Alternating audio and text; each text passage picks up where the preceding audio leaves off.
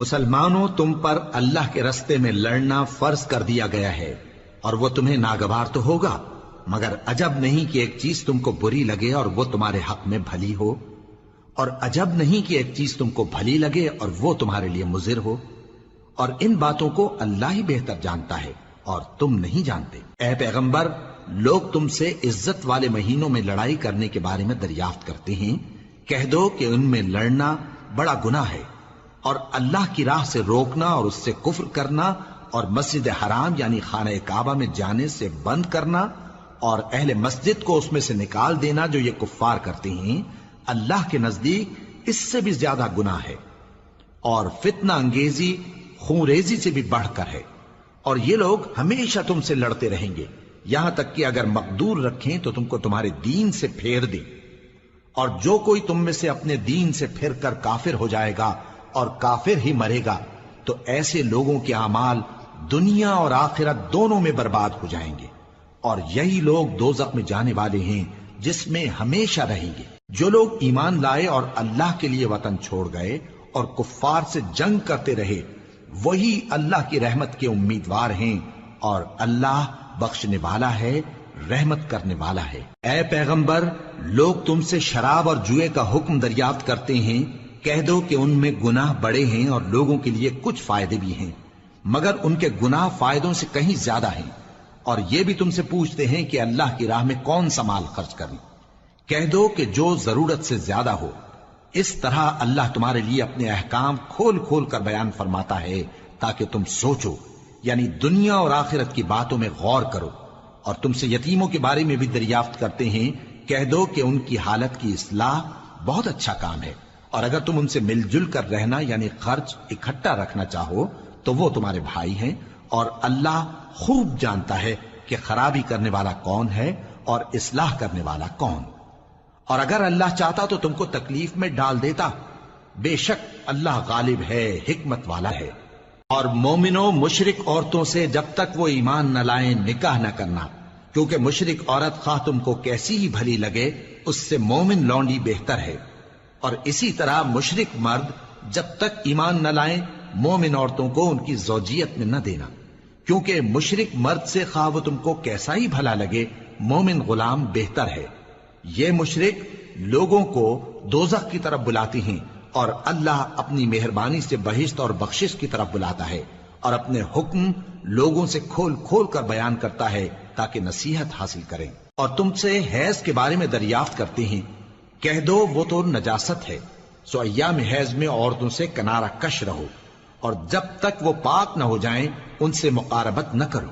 ہاں، جب وہ پاک ہو جائیں تو جس طریق سے اللہ نے تمہیں ارشاد فرمایا ہے ان کے پاس جاؤ، کچھ شک نہیں کہ اللہ توبہ کرنے والوں اور پاک صاف رہنے والوں کو دوست رکھتا ہے۔ تمہاری عورتیں تمہاری کھیتی ہیں، تو اپنی کھیتی میں جس طرح چاہو جاؤ، اور اپنے لیے نیک عمل آگے بھیجو، اور اللہ سے ڈرتے رہو، اور جان رکھو کہ ایک دن تمہیں اس کے روبرو حاضر ہونا ہے۔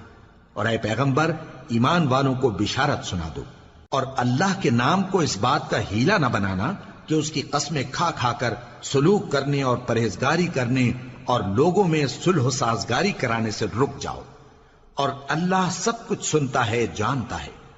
اللہ تمہاری لغو قسموں پر تم سے مواخذہ نہیں کرے گا، لیکن جو قسمیں تم قصد دلی سے کھاؤ گے ان پر مواخذہ کرے گا، اور اللہ بخشنے والا ہے، بردبار ہے۔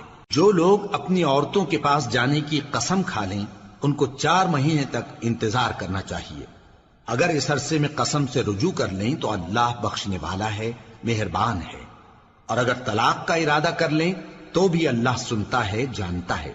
اور طلاق والی عورتیں 3 حیض تک اپنے تئیں روکے رہیں، اور اگر وہ اللہ اور روز قیامت پر ایمان رکھتی ہیں تو ان کو جائز نہیں کہ اللہ نے جو کچھ ان کے شکم میں پیدا کیا ہے اس کو چھپائیں، اور ان کے خاوند اگر پھر موافقت چاہیں تو اس مدت میں وہ ان کو اپنی زوجیت میں لے لینے کے زیادہ حقدار ہیں، اور عورتوں کا حق مردوں پر ویسا ہی ہے جیسے دستور کے مطابق مردوں کا حق عورتوں پر ہے، البتہ مردوں کو عورتوں پر 1 درجہ فضیلت ہے، اور اللہ غالب ہے، صاحب حکمت ہے۔ طلاق صرف 2 بار ہے، یعنی جب 2 دفعہ طلاق دے دی جائے تو پھر عورتوں کو یا تو بطریق شائستہ نکاح میں رہنے دینا ہے یا بھلائی کے ساتھ چھوڑ دینا. اور یہ جائز نہیں کہ جو مہر تم ان کو دے چکے ہو اس میں سے کچھ واپس لے لو. ہاں اگر زن و شوہر کو خوف ہو کہ وہ اللہ کی حدوں کو قائم نہیں رکھ سکیں گے تو اگر عورت خاوند کے ہاتھ سے رہائی پانے کے بدلے میں کچھ دے ڈالے تو دونوں پر کچھ گناہ نہیں. یہ اللہ کی مقرر کی ہوئی حدیں ہیں، ان سے باہر نہ نکلنا، اور جو لوگ اللہ کی حدوں سے باہر نکل جائیں گے وہ گناہگار ہوں گے. پھر اگر شوہر 2 طلاقوں کے بعد تیسری طلاق عورت کو دے دے تو اس کے بعد جب تک عورت کسی دوسرے شخص سے نکاح نہ کر لے اس پہلے شوہر پر حلال نہ ہوگی. ہاں اگر دوسرا خاوند بھی طلاق دے دے اور عورت اور پہلا خاوند پھر ایک دوسرے کی طرف رجوع کر لیں تو ان پر کچھ گناہ نہیں، بشرطے کہ دونوں یقین کریں کہ اللہ کی حدوں کو قائم رکھ سکیں گے. اور یہ اللہ کی حدیں ہیں، ان کو وہ ان لوگوں کے لیے بیان فرماتا ہے جو علم رکھتے ہیں. اور جب تم عورتوں کو 2 دفعہ طلاق دے چکو اور ان کی عدت پوری ہو جائے تو انہیں یا تو حسن سلوک سے نکاح میں رہنے دو یا بطریق شائستہ رخصت کر دو، اور اس نیت سے ان کو نکاح میں نہ رہنے دینا چاہیے کہ انہیں تکلیف دو اور ان پر زیادتی کرو. اور جو ایسا کرے گا وہ اپنا ہی نقصان کرے گا. اور اللہ کے احکام کو ہنسی اور کھیل نہ بناؤ. اور اللہ نے تم کو جو نعمتیں بخشی ہیں اور تم پر جو کتاب اور دانائی کی باتیں نازل کی ہیں جن سے وہ تمہیں نصیحت فرماتا ہے ان کو یاد کرو اور اللہ سے ڈرتے رہو اور جان رکھو کہ اللہ ہر چیز سے واقف ہے.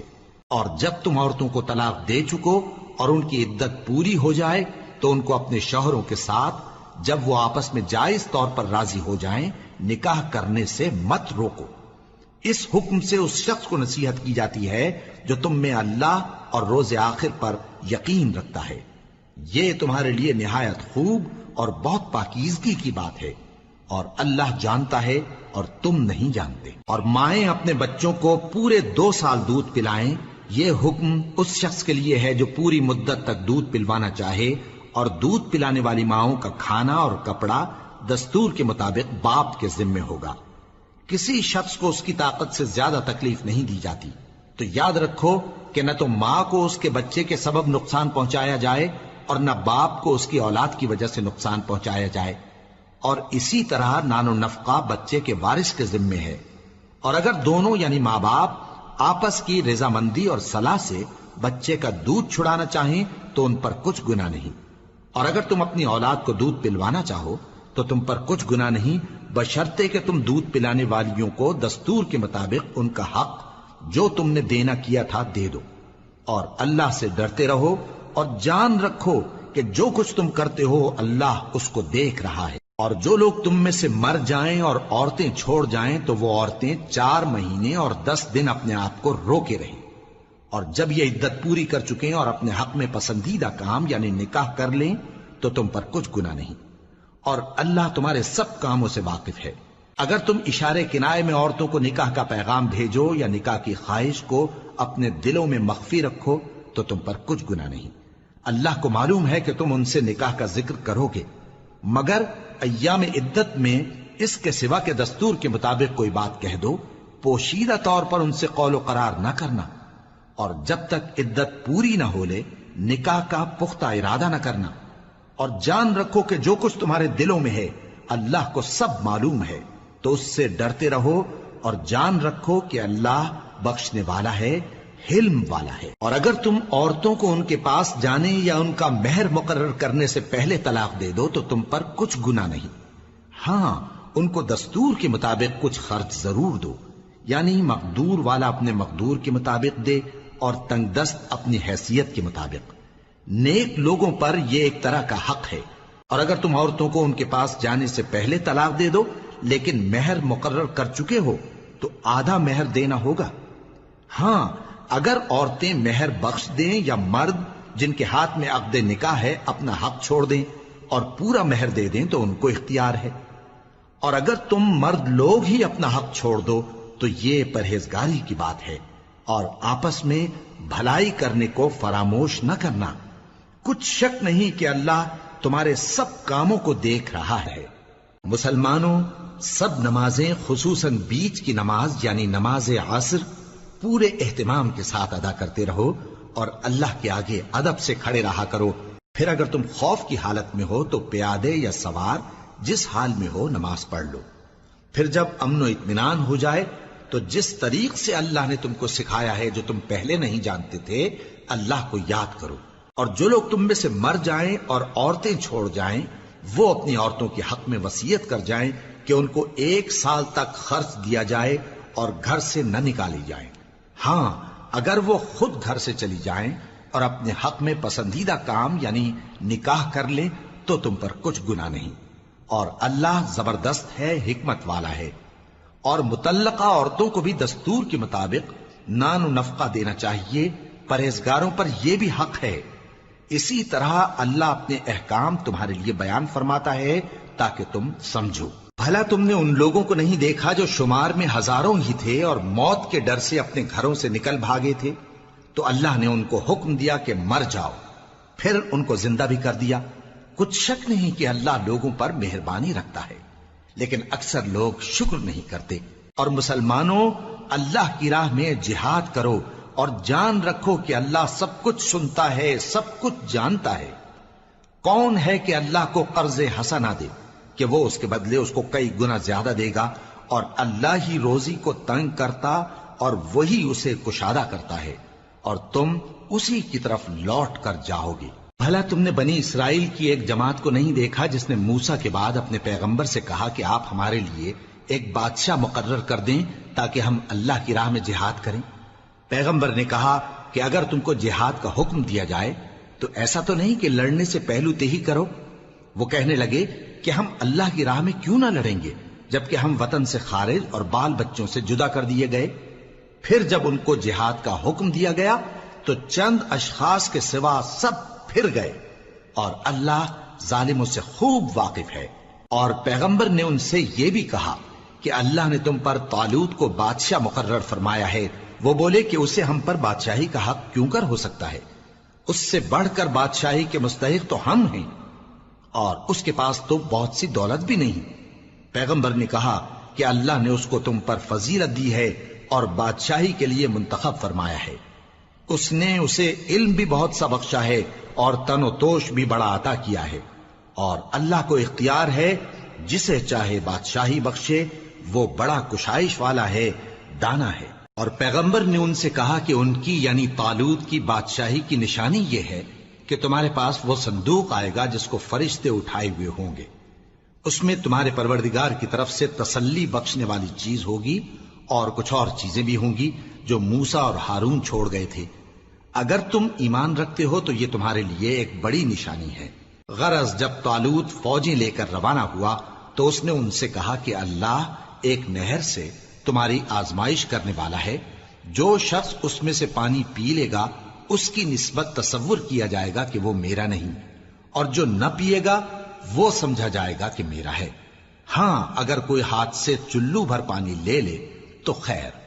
جب وہ لوگ نہر پر پہنچے تو چند آدمیوں کے سوا سب نے پانی پی لیا. پھر جب طالوت اور مومن لوگ جو اس کے ساتھ تھے نہر کے پار ہو گئے تو کہنے لگے کہ آج ہم میں جالوت اور اس کے لشکر سے مقابلہ کرنے کی طاقت نہیں. جو لوگ یقین رکھتے تھے کہ ان کو اللہ کے روبرو حاضر ہونا ہے وہ کہنے لگے کہ بسا اوقات تھوڑی سی جماعت نے اللہ کے حکم سے بڑی جماعت پر فتح حاصل کی ہے، اور اللہ ثابت قدم رہنے والوں کے ساتھ ہے. اور جب وہ لوگ جالوت اور اس کے لشکر کے مقابل میں آئے تو اللہ سے دعا کی کہ اے پروردگار ہم پر صبر کے دہانے کھول دے اور ہمیں لڑائی میں ثابت قدم رکھ اور لشکر کفار پر فتح یاب کر. تو طالوت کی فوج نے اللہ کے حکم سے ان کو شکست دے دی، اور داؤد نے جالوت کو قتل کر ڈالا، اور اللہ نے ان کو بادشاہی اور دانائی بخشی اور جو کچھ چاہا سکھایا. اور اگر اللہ لوگوں کو ایک دوسرے پر چڑھائی اور حملہ کرنے سے نہ ہٹاتا رہتا تو کرۂ ارض تباہ ہو جاتا. لیکن اللہ اہل عالم پر بڑا مہربان ہے. یہ اللہ کی آیتیں ہیں جو ہم تم کو سچائی کے ساتھ پڑھ کر سناتے ہیں. اور اے محمد صلی اللہ علیہ وآلہ وسلم تم بلا شبہ پیغمبروں میں سے ہو. یہ پیغمبر جو ہم وقتاً فوقتاً بھیجتے رہے ہیں ان میں سے ہم نے بعض کو بعض پر فضیلت دی ہے، بعض ایسے ہیں جن سے اللہ نے گفتگو کی اور بعض کے دوسرے امور میں مرتبے بلند کیے، اور عیسیٰ ابن مریم کو ہم نے کھلی ہوئی نشانیاں عطا کی اور روح القدس سے ان کو مدد دی، اور اگر اللہ چاہتا تو ان سے پچھلے لوگ اپنے پاس کھلی نشانیاں آنے کے بعد آپس میں نہ لڑتے، لیکن انہوں نے اختلاف کیا تو ان میں سے بعض تو ایمان لے آئے اور بعض کافر ہی رہے۔ اور اگر اللہ چاہتا تو یہ لوگ باہم جنگ و قتال نہ کرتے، لیکن اللہ جو چاہتا ہے کرتا ہے۔ اے ایمان والو، جو مال ہم نے تم کو دیا ہے اس میں سے اس دن کے آنے سے پہلے پہلے خرچ کر لو جس میں نہ اعمال کا سودا ہو اور نہ دوستی اور سفارش ہو سکے، اور کفر کرنے والے لوگ ظالم ہیں۔ اللہ وہ معبود برحق ہے کہ اس کے سوا کوئی عبادت کے لائق نہیں، زندہ ہے، سب کو تھامنے والا، اسے نہ اونگ آتی ہے نہ نیند، جو کچھ آسمانوں میں اور جو کچھ زمین میں ہے سب اسی کا ہے۔ کون ہے کہ اس کی اجازت کے بغیر اس سے کسی کی سفارش کر سکے؟ جو کچھ لوگوں کے روبرو ہو رہا ہے اور جو کچھ ان کے پیچھے ہو چکا ہے اسے سب معلوم ہے، اور لوگ اس کی معلومات میں سے کسی چیز پر دسترس حاصل نہیں کر سکتے۔ ہاں، جس قدر وہ چاہتا ہے اسی قدر معلوم کرا دیتا ہے۔ اس کی بادشاہی اور علم آسمان اور زمین سب پر حاوی ہے، اور اسے ان کی حفاظت کچھ بھی دشوار نہیں۔ وہ بڑا عالی رتبہ ہے، جلیل القدر ہے۔ دین اسلام میں کوئی زبردستی نہیں ہے، ہدایت صاف طور پر ظاہر اور گمراہی سے الگ ہو چکی ہے۔ تو جو شخص بتوں سے اعتقاد نہ رکھے اور اللہ پر ایمان لائے، اس نے ایسی مضبوط رسی ہاتھ میں پکڑ لی ہے جو کبھی ٹوٹنے والی نہیں، اور اللہ سب کچھ سنتا ہے، سب کچھ جانتا ہے۔ جو لوگ ایمان لائے ہیں ان کا دوست اللہ ہے کہ اندھیرے سے نکال کر روشنی میں لے جاتا ہے، اور جو کافر ہیں ان کے دوست شیطان ہیں کہ ان کو روشنی سے نکال کر اندھیرے میں لے جاتے ہیں۔ یہی لوگ اہل دوزخ ہیں کہ اس میں ہمیشہ رہیں گے۔ بھلا تم نے اس شخص کو نہیں دیکھا جو اس غرور کے سبب سے کہ اللہ نے اس کو سلطنت بخشی تھی، ابراہیم سے اپنے پروردگار کے بارے میں جھگڑنے لگا؟ جب ابراہیم نے کہا میرا پروردگار تو وہ ہے جو زندگی دیتا ہے اور موت دیتا ہے، وہ بولا کہ زندگی اور موت تو میں بھی دے سکتا ہوں۔ ابراہیم نے کہا کہ اللہ تو سورج کو مشرق سے نکالتا ہے، آپ اسے مغرب سے نکال دیجئے۔ یہ سن کر وہ کافر ہکا بکا رہ گیا، اور اللہ بے انصافوں کو ہدایت نہیں دیا کرتا۔ یا اسی طرح اس شخص کو نہیں دیکھا جس کا ایک بستی پر جو اپنی چھتوں پر گری پڑی تھی گزر ہوا، تو اس نے کہا کہ اللہ اس کے باشندوں کو مرنے کے بعد کیوں کر زندہ کرے گا؟ تو اللہ نے اس کی روح قبض کر لی اور 100 برس تک اس کو مردہ رکھا، پھر اس کو جلا اٹھایا اور پوچھا تم کتنا عرصہ مرے پڑے رہے ہو؟ اس نے جواب دیا کہ 1 دن یا اس سے بھی کم۔ اللہ نے فرمایا نہیں بلکہ 100 برس مرے رہے ہو، اور اپنے کھانے پینے کی چیزوں کو دیکھو کہ اتنی مدت میں مطلق سڑی بسی نہیں، اور اپنے گدھے کو بھی دیکھو جو مرا پڑا ہے۔ غرض ان باتوں سے یہ ہے کہ ہم تم کو لوگوں کے لیے اپنی قدرت کی نشانی بنائیں، اور ہاں گدھے کی ہڈیوں کو دیکھو کہ ہم ان کو کس طرح جوڑے دیتے اور ان پر کس طرح گوشت پوست چڑھائے دیتے ہیں۔ جب یہ واقعات اس کے مشاہدے میں آئے تو بول اٹھا کہ میں یقین کرتا ہوں کہ اللہ ہر چیز پر قادر ہے۔ اور جب ابراہیم نے اللہ سے عرض کیا کہ اے پروردگار مجھے دکھا کہ تو مردوں کو کیوں کر زندہ کرے گا، اللہ نے فرمایا کیا تم نے اس بات کا یقین نہیں کیا؟ انہوں نے کہا کیوں نہیں، لیکن میں دیکھنا اس لیے چاہتا ہوں کہ میرا دل اطمینان کامل حاصل کر لے۔ فرمایا کہ 4 پرندے لے لو، پھر ان کو اپنے سے ہلا لو اور ان کے ٹکڑے ٹکڑے کر دو، پھر ان کا ایک ایک ٹکڑا ہر ایک پہاڑ پر رکھ دو، پھر ان کو بلاؤ تو وہ تمہارے پاس دوڑتے چلے آئیں گے، اور جان رکھو کہ اللہ غالب ہے، صاحب حکمت ہے۔ جو لوگ اپنا مال اللہ کی راہ میں خرچ کرتے ہیں ان کے مال کی مثال اس دانے کی سی ہے جس سے 7 بالیں اگیں اور ہر ایک بال میں 100 دانے ہوں، اور اللہ جس کے اجر کو چاہتا ہے اور زیادہ کرتا ہے، اور اللہ کشائش والا ہے، سب کچھ جاننے والا ہے۔ جو لوگ اپنا مال اللہ کے راستے میں صرف کرتے ہیں پھر اس کے بعد نہ اس خرچ کا کسی پر احسان رکھتے ہیں اور نہ کسی کو تکلیف دیتے ہیں، ان کا صلہ ان کے پروردگار کے پاس تیار ہے، اور قیامت کے روز نہ ان کو کچھ خوف ہوگا اور نہ وہ غمگین ہوں گے۔ جس خیرات کے دینے کے بعد لینے والے کو ایذا دی جائے اس سے تو نرم بات کہہ دینی اور درگزر کرنا بہتر ہے، اور اللہ بے نیاز ہے، بردبار ہے۔ مومنوں، اپنے صدقات و خیرات احسان رکھنے اور ایذا دینے سے اس شخص کی طرح برباد نہ کر دینا جو لوگوں کو دکھاوے کے لیے مال خرچ کرتا ہے اور اللہ اور روز آخر پر ایمان نہیں رکھتا، تو اس کے مال کی مثال اس چٹان کی سی ہے جس پر تھوڑی سی مٹی پڑی ہو اور اس پر زور کا مے برس کر اسے صاف کر ڈالے۔ اسی طرح یہ ریاکار لوگ اپنے اعمال کا کچھ بھی صلہ حاصل نہیں کر سکیں گے، اور اللہ ایسے ناشکروں کو ہدایت نہیں دیا کرتا۔ اور جو لوگ اللہ کی خوشنودی حاصل کرنے کے لیے اور خلوص نیت سے اپنا مال خرچ کرتے ہیں، ان کی مثال ایک باغ کی سی ہے جو اونچی جگہ پر واقع ہو، جب اس پر زور کا مے پڑے تو دگنا پھل لائے، پھر اگر مے نہ بھی پڑے تو خیر پھوار ہی صحیح، اور اللہ تمہارے کاموں کو دیکھ رہا ہے۔ بھلا تم میں کوئی یہ چاہتا ہے کہ اس کا کھجوروں اور انگوروں کا باغ ہو جس میں نہریں بہ رہی ہوں اور اس میں اس کے لیے ہر قسم کے میوے موجود ہوں، اور اسے بڑھاپا آ پکڑے اور اس کے ننھے ننھے بچے بھی ہوں، تو ناگہاں اس باغ پر آگ کا بھرا ہوا بگولا چلے، پس وہ جل جائے۔ اس طرح اللہ تم سے اپنی آیتیں کھول کھول کر بیان فرماتا ہے تاکہ تم سوچو اور سمجھو۔ مومنو، جو پاکیزہ اور عمدہ مال تم کماتے ہو اور جو چیزیں ہم تمہارے لیے زمین سے نکالتے ہیں، ان میں سے اللہ کی راہ میں بھی خرچ کرو، اور بری اور ناپاک چیزیں دینے کا قصد نہ کرنا کہ اگر وہ چیزیں تمہیں دی جائیں تو بجز اس کے کہ لیتے وقت آنکھیں بند کر لو، ان کو کبھی نہ لو، اور جان رکھو کہ اللہ بے نیاز ہے، خوبیوں والا ہے۔ شیطان تمہیں تنگ دستی کا خوف دلاتا اور بے حیائی کے کام کرنے کو کہتا ہے، اور اللہ تم سے اپنی بخشش اور رحمت کا وعدہ کرتا ہے، اور اللہ کشائش والا ہے، سب کچھ جاننے والا ہے۔ وہ جس کو چاہتا ہے دانائی بخشتا ہے، اور جس کو دانائی ملی بے شک اس کو بڑی نعمت ملی۔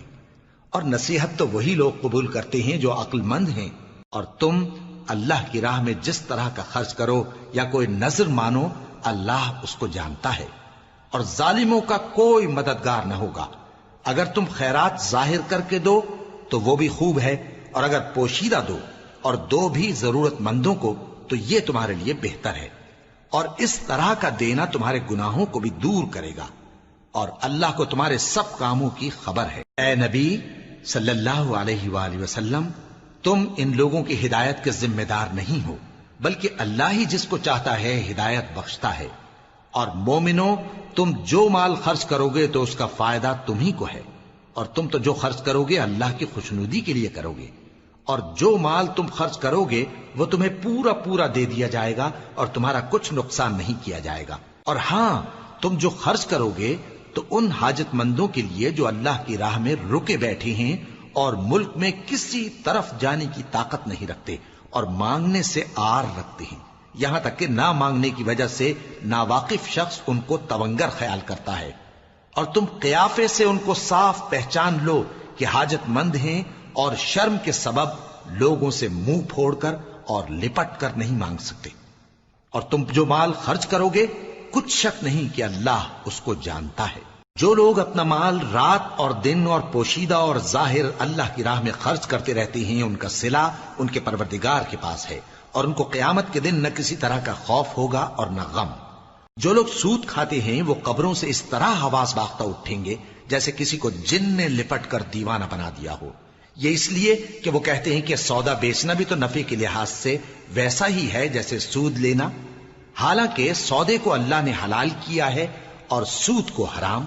تو جس شخص کے پاس اللہ کی نصیحت پہنچی اور وہ سود لینے سے باز آ گیا تو جو پہلے ہو چکا وہ اس کا، اور قیامت میں اس کا معاملہ اللہ کے سپرد، اور جو پھر لینے لگا تو ایسے لوگ دوزخی ہیں کہ ہمیشہ دوزخ میں جلتے رہیں گے۔ اللہ سود کو نابود یعنی بے برکت کرتا اور خیرات کی برکت کو بڑھاتا ہے، اور اللہ کسی ناشکر گناہگار کو دوست نہیں رکھتا۔ جو لوگ ایمان لائے اور نیک عمل کرتے اور نماز پڑھتے اور زکوٰۃ دیتے رہے، ان کو ان کے کاموں کا صلہ اللہ کے ہاں ملے گا، اور قیامت کے دن ان کو نہ کچھ خوف ہوگا اور نہ وہ غمناک ہوں گے۔ مومنو، اللہ سے ڈرو، اور اگر ایمان رکھتے ہو تو جتنا سود باقی رہ گیا ہے اس کو چھوڑ دو، پھر اگر ایسا نہ کرو گے تو تم اللہ اور اس کے رسول کی طرف سے اعلان جنگ سن لو، اور اگر توبہ کر لو گے اور سود چھوڑ دو گے تو تم کو اپنی اصل رقم لینے کا حق ہے، جس میں نہ اوروں کا نقصان اور نہ تمہارا نقصان۔ اور اگر قرض لینے والا تنگ دست ہو تو اسے کشائش کے حاصل ہونے تک مہلت دو، اور اگر زر قرض بخش دو تو وہ تمہارے لیے زیادہ اچھا ہے، بشرطے کہ سمجھو۔ اور اس دن سے ڈرو جب کہ تم اللہ کے حضور میں لوٹ کر جاؤ گے، اور ہر شخص اپنے اعمال کا پورا پورا بدلہ پائے گا اور کسی کو کچھ نقصان نہ ہوگا۔ مومنو، جب تم آپس میں کسی میعاد معین کے لیے قرض کا معاملہ کرنے لگو تو اس کو لکھ لیا کرو، اور لکھنے والا تم میں کسی کا نقصان نہ کرے بلکہ انصاف سے لکھے۔